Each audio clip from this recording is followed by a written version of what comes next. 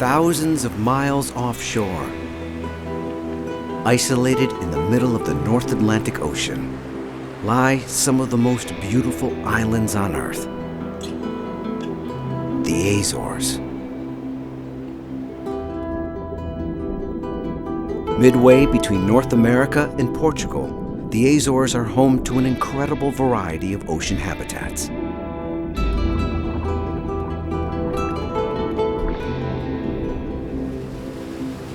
A team of local and international scientists is here to gather data to help determine the health of this fragile ecosystem. We're at this tipping point that we really need to make a difference. They are laying the groundwork for a network of new marine reserves.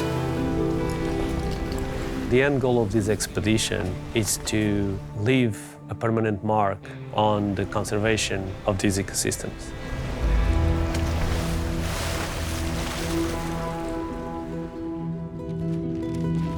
The bountiful riches found in the surrounding seas brought early human settlers here.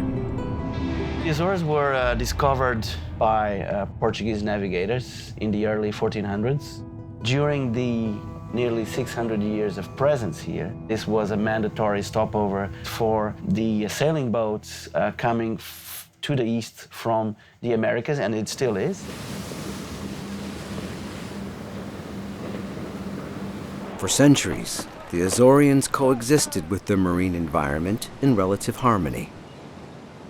You would fish when nature would allow you to fish. You would farm when nature would allow you to farm. It was a very balanced situation between man and nature. But with the rise of factory fishing fleets, that balance shifted dramatically. If you talk to an older fisherman, all of them will tell you that there is just no comparison in terms of the state of present populations of commercial edible fishes in comparison to those that existed way back when they were young. It's a scene that is played out in fishing communities across the globe.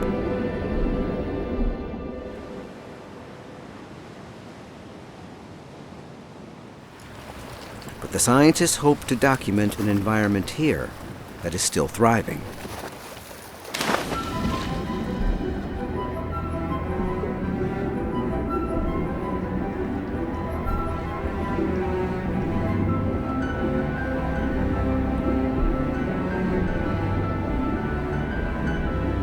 Here in the Azores, we can find the common coastal ecosystems that we find throughout the world, but next to them, you have the open ocean. The combination of species you have in the Azores is unique. You have things of the two worlds, of the subtropical seas and the temperate seas.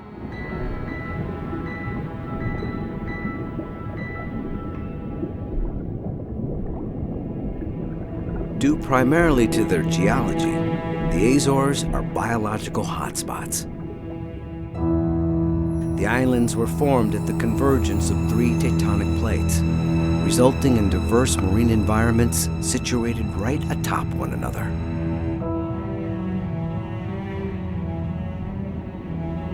Rising thousands of feet from the ocean floor are seamounts, volcanic pillars of the deep that are a magnet for life.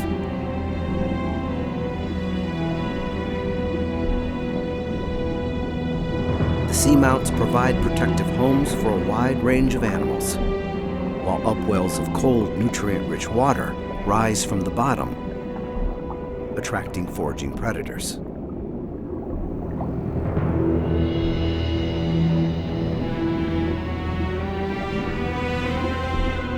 One of the highlights of the expedition was finding these big schools of devil rays, of mobula. They look like an alien species, like something came out of this world to this planet.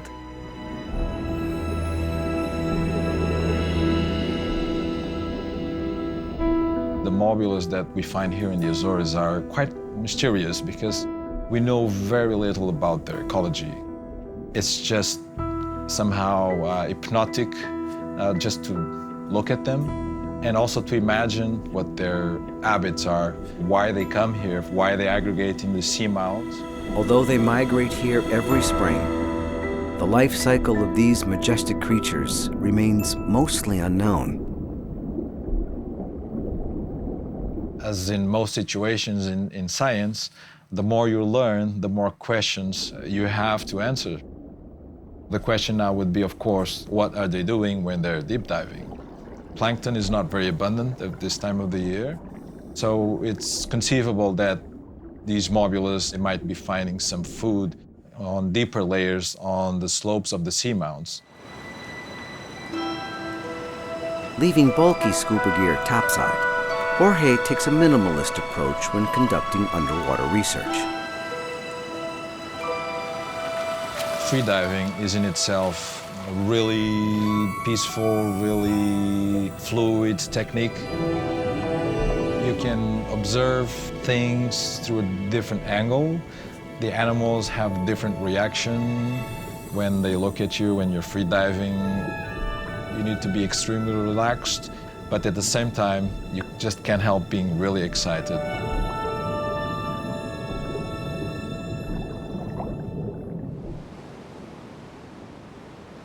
The team constantly innovates new techniques in order to collect better data. The idea today, what I would like to try. Recently, we started thinking about a method that would allow us to tag the mobulas without being so invasive. It became obvious that we cannot use the classical method using darts. The idea came when I first observed one mobula stuck on an anchor line, and she kept pushing forward. And so the idea popped out, if the animals move forward all the time, we can use something different, like a loop, and we end up with this concept of a simple collar that is placed on the animals by freediving. And this will give us a detailed information about their diving profiles and temperature.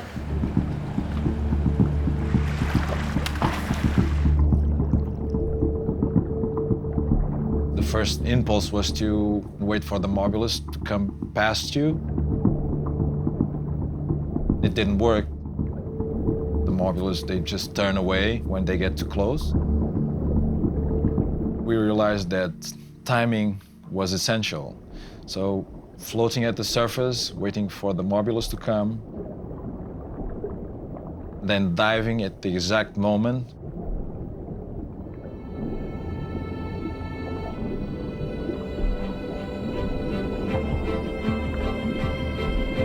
Animals kept swimming like nothing had happened.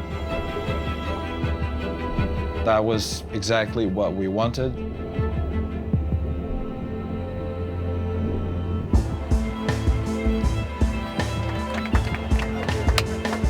I'm happy with that. First time they came in, there was a miss.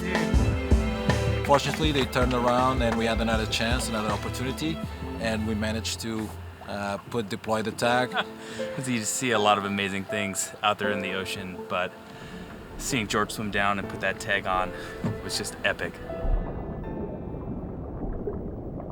No changes in behavior were noticed after the tags were deployed, and we had fantastic data showing that these rays can dive from the surface to 200 meters in just a few minutes and use a wide area around these seamounts.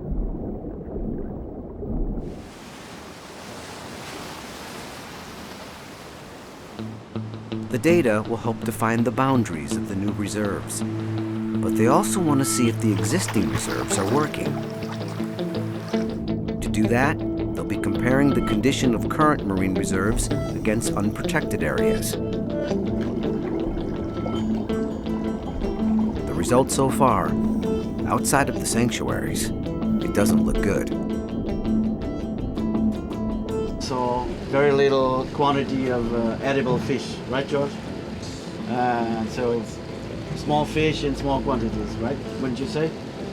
I'd say very clear signs of overexploitation of coastal fishes.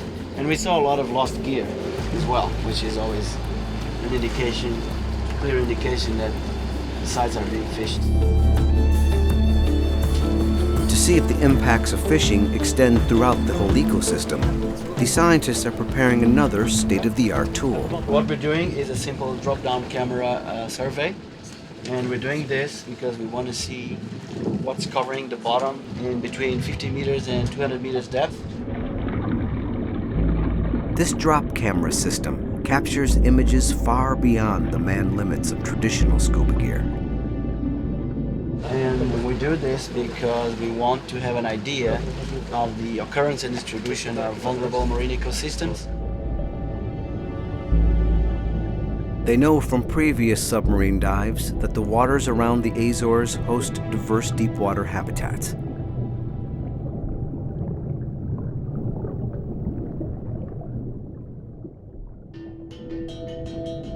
The drop-cam images reveal that many vulnerable marine ecosystems, such as deep-water corals and sponges, are outside current protected areas.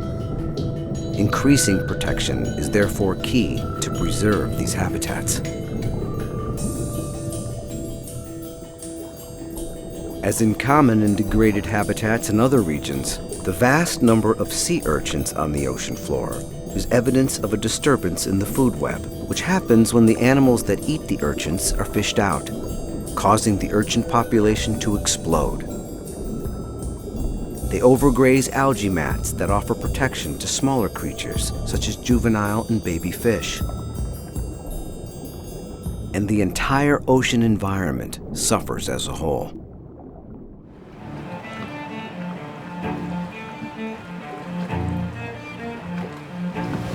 Some marine sanctuaries exist in the Azores, but more and better protection is needed.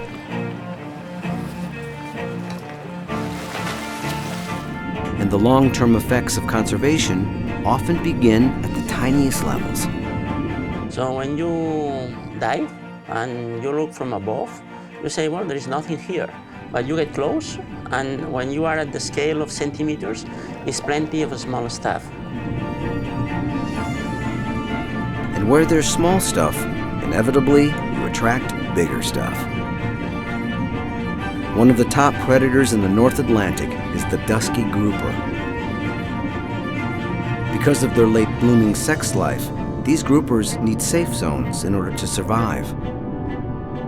The Dusky Grouper is very long-lived. They mature relatively late. And when they get there, these fish go through an incredible transformation. They change sex from females to males quite late in their life stage. That quirk of evolution leaves Duskies highly vulnerable to overfishing. If you fish out all the large groupers, then you fish all the males out. If you fish down all the smaller groupers, then you fish all the females. So, having seen quite a few very large groupers, it's telling us that these particular reefs are relatively well preserved, and there's a good chance they can recover even further if they are protected and they're left alone.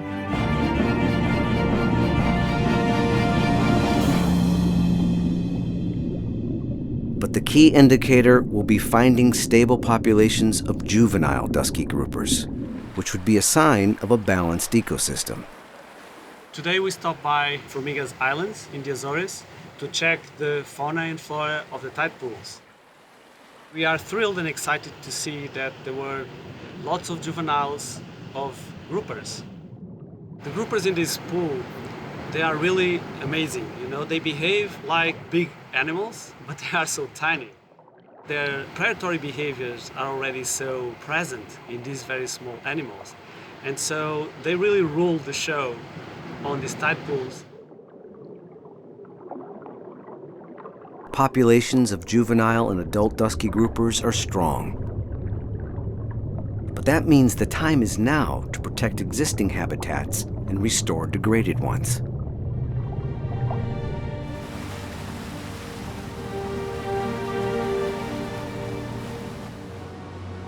The proximity of the deep ocean makes the Azores a prime habitat for one other majestic species. For eons, sperm whales have migrated to these waters. here in the north shore of San Miguel. We came to try to record the whales.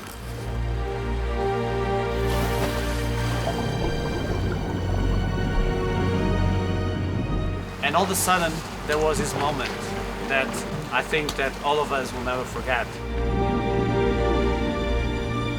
We found this gathering with adult animals, with a few calves. This is an important breeding area for sperm whales.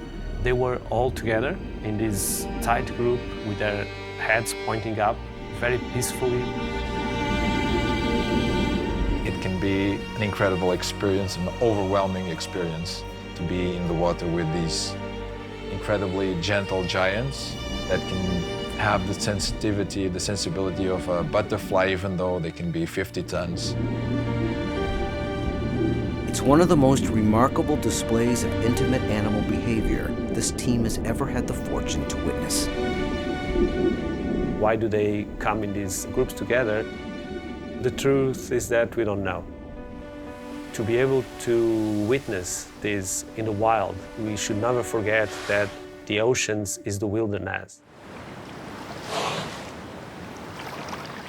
For centuries, the connection between whales and humans was that of hunter and hunted. But in the Azores today, that relationship has changed for the better. The knowledge that the whalers had was transferred to the whale watchers. The same method used to spot the whales, to hunt them, is now used to go out and watch the whales and photograph the whales. The Azores is now finally becoming, I would say, a mecca for ecotourism. There's a lot of people coming to the islands now because they want to discover unspoiled nature. These enduring connections between the people that live and travel here and the wilderness that surrounds them mark the path toward a sustainable joint future. Being born and living and working on islands gives you another perspective of how you and your community relates to the ocean. It adds another layer of that responsibility because this is your backyard. The ocean is your backyard.